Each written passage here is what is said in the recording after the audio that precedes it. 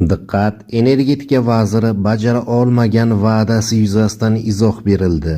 Asosiy savollar ochiq qolmoqda. Assalomu alaykum aziz tomoshabin. Ushbu xabar boshqalarga ham yetib borishligi uchun video ostiga bir dona like bosing va bizga obuna bo'lib qo'ying.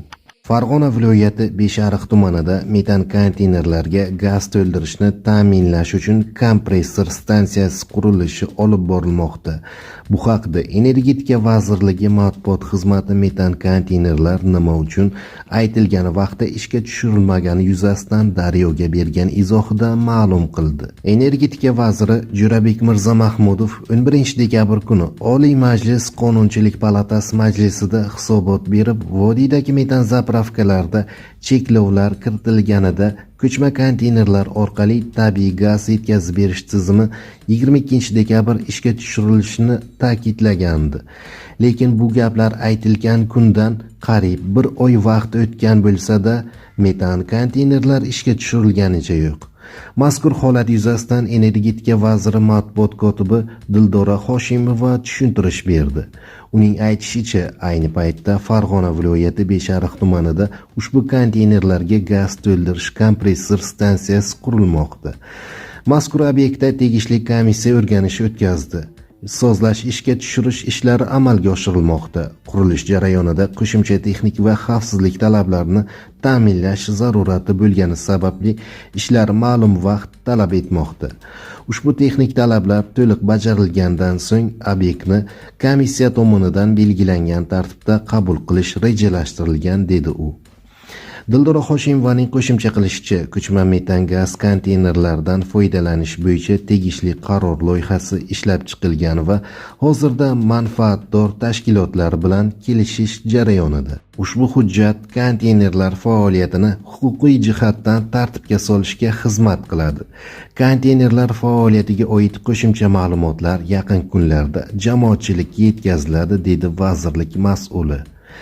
Vazirlik matbuot xizmati bergan axborotdan so'ng savollar ko'paysa ko'paydiki, lekin kamaygani yo'q.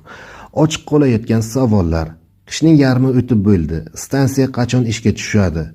Vazir Jo'rabek Mirzamahmudov deputatlarga va'da berayotganida texnik ishlardan bexabar bo'lganmi? Ko'chma metan gaz konteynerlardan foydalanish bo'yicha me'yoriy hujjat bo'lmay turib, nega 150 ta gaz konteynerga ega maxsus mashinalar xarid qilindi?